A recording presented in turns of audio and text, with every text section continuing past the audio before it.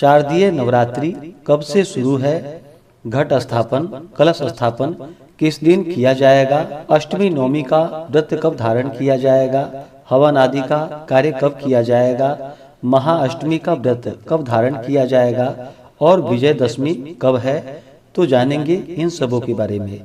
आप सभी भक्तों को शारदीय नवरात्रि की ढेर सारी शुभकामनाएं। आप सभी के जीवन में माता जगदम्बा की कृपा से आप सभी को सभी प्रकार के सुख और समृद्धि की प्राप्ति हो। नवरात्रि का व्रत वर्ष में 4 बार मनाया जाता है, 2 गुप्त नवरात्रि के रूप में और 2 प्राकट्य नवरात्रि के रूप में। इस बार आश्विन मास शुक्ल पक्ष में नवरात्रि का व्रत जो कि 3 अक्टूबर से लेकर के 12 अक्टूबर को व्रत का समापन होगा।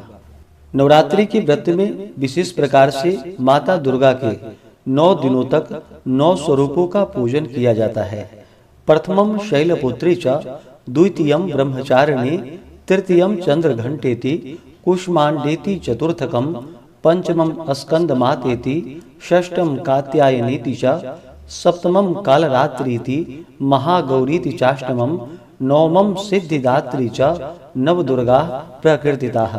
इन 9 दिनों में जो कि इन सभी 9 देवियों का पूरे विधि विधान के साथ पूजन किया जाता है। नवरात्रि के पहले दिन जो कि घट स्थापन करके माता का पूरे विधि विधान के साथ पूजन करना चाहिए और इसी क्रम में प्रत्येक 9 दिनों में प्रत्येक देवियों का पूजन करना चाहिए। इस दौरान दुर्गा सप्तशती का पाठ या श्रवण करना चाहिए, दुर्गा चालीसा का पाठ या श्रवण करना चाहिए, माता दुर्गा के स्तोत्र आदि का पाठ या श्रवण करना चाहिए। इससे माता दुर्गा अपने भक्तों के ऊपर अति प्रसन्न होती हैं, अपने भक्तों के सभी प्रकार के दुख व क्लेशों को दूर कर देती है तथा सभी प्रकार के मनोवांछित फल को प्रदान करती हैं। इस बार शारदीय नवरात्रि में घट स्थापन, कलश स्थापन जो कि 3 अक्टूबर 2024 दिन गुरुवार को किया जाएगा। नवरात्रि में घट स्थापन जो कि शुक्ल पक्ष प्रतिपदा तिथि के दिन की जाती है, तो प्रतिपदा तिथि प्रारंभ समय 2 अक्टूबर 2024 दिन बुधवार रात्रि 12:21 और प्रतिपदा तिथि की जो समाप्ति है वह 3 अक्टूबर 2024 दिन गुरुवार को रात्रि 2:59 पे प्रतिपदा तिथि की समाप्ति है। तो कलश स्थापन का कार्य 3 अक्टूबर को किया जाएगा। घट स्थापना का शुभ मुहूर्त जो कि सुबह में शुभ नामक चौघड़िया मुहूर्त के अनुसार जो समय है वह समय सुबह 5:51 से सुबह 7:20 तक है। इस दिन अभिजीत मुहूर्त में घट स्थापन का विशेष महत्व माना गया है। तो अभिजीत मुहूर्त का जो समय होगा 3 अक्टूबर को वह समय सुबह 11:23 से दोपहर 12:09 तक होगा और अन्य मुहूर्तों में शुभ चौघड़िया मुहूर्त के अनुसार समय जो कि चर नामक शुभ चौघड़िया मुहूर्त सुबह 10:17 से सुबह 11:46 तक होगा। उसके बाद लाभ नामक शुभ चौघड़िया मुहूर्त सुबह 11:47 से दोपहर 1:15 तक होगा। उसके बाद शुभ नामक चौघड़िया मुहूर्त शाम 4:13 से शाम 5:42 तक होगा। लेकिन जहां तक हो सके कलश स्थापन का कार्य जो कि सुबह के मुहूर्त में या आप अभिजीत मुहूर्त में ही संपन्न कर ले तो बड़ा ही पुण्यफलदायी होगा। 3 अक्टूबर को राहु काल का समय जो कि दोपहर 1:12 से दोपहर 2:40 तक होगा। राहु काल समय के दौरान कोई भी शुभ कार्य या नया कार्य नहीं करना चाहिए, यह लाभकारी नहीं होता है, इस बात का ध्यान रखें। तो 3 अक्टूबर को घट स्थापन करके पहले दिन जो कि माता शैलपुत्री का पूजन किया जाएगा। दूसरे दिन 4 अक्टूबर को ब्रह्मचारिणी माता का पूजन किया जाएगा। तीसरे दिन 5 अक्टूबर को माता चंद्रघंटा का पूजन किया जाएगा। चौथे दिन 6 अक्टूबर को माता कुष्मांडा का पूजन किया जाएगा। 5वें दिन 7 अक्टूबर को स्कंद माता का पूजन किया जाएगा।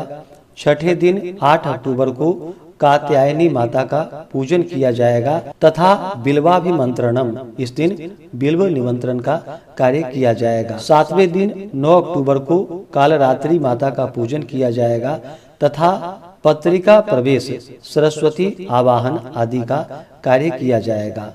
10 अक्टूबर 8वें दिन जो कि महागौरी माता का इस दिन पूजन किया जाएगा, क्योंकि रात्रि में निशिदा व्यापिनी पूजा की जाती है। 11 अक्टूबर को 9वें दिन सिद्धिदात्री माता का पूजन किया जाएगा। और जो भी भक्तजन दुर्गा अष्टमी का व्रत धारण करने वाले हैं वो सभी 11 अक्टूबर को दुर्गा अष्टमी का व्रत धारण करेंगे। सनातन पंचांग के अनुसार और ऑनलाइन पंचांग के अनुसार जो कि 11 अक्टूबर को दुर्गा अष्टमी का व्रत धारण किया जाएगा तथा सिद्धिदात्री माता का पूजन किया जाएगा और हवन आदि का कार्य जो कि 12 अक्टूबर को किया जाएगा। वहीं पे वाराणसी ऋषिकेश पंचांग के अनुसार 11 अक्टूबर को दुर्गा अष्टमी का व्रत किया जाएगा और इसी दिन हवन आदि का कार्य भी किया जाएगा, क्योंकि वाराणसी पंचांग के अनुसार अष्टमी तिथि की जो समाप्ति है वह 11 अक्टूबर को सुबह 6:55 पे अष्टमी तिथि की समाप्ति है। उसके बाद फिर नवमी तिथि शुरू है, तो नवमी तिथि में हवन आदि का कार्य किया जाता है। तो 11 अक्टूबर को ही हवन आदि का कार्य किया जाएगा।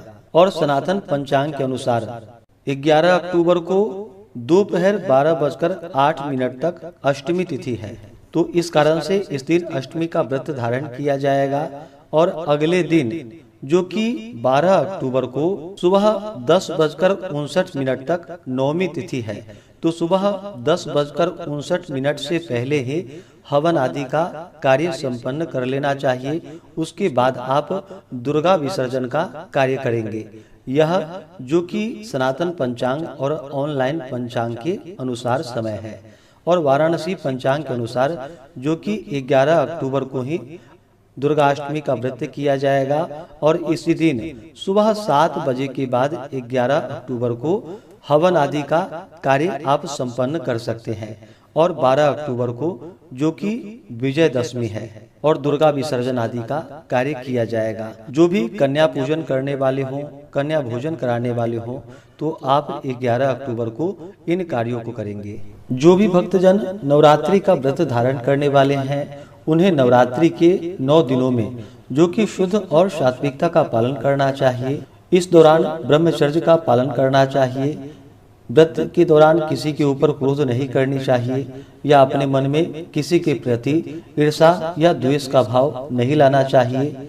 किसी का अपमान नहीं करना चाहिए। माता के चरणों में अपना मन लगाना चाहिए। व्रती को जो कि आप चाहें तो 9 दिनों तक फलाहार ग्रहण करके व्रत को धारण कर सकते हैं, या आप चाहें तो एक समय सेंधा नमक का प्रयोग करके भी व्रत को धारण कर सकते हैं। दिन में फलाहार ग्रहण कर सकते हैं और रात्रि को एक समय जो कि सेंधा नमक का प्रयोग कर सकते हैं। जिस भी प्रकार से आपका सामर्थ्य हो, शक्ति हो, श्रद्धा हो, उसके अनुसार आप व्रत को धारण करके व्रत को कर सकते हैं। तो आशा करता हूँ कि यह जानकारी आपको अच्छा लगा हो। किसी भी प्रकार का आपका कोई प्रश्न हो तो हमें कमेंट बॉक्स में जरूर लिखें। इसी प्रकार से ज्ञानवर्धक जानकारियाँ प्राप्त करते रहें।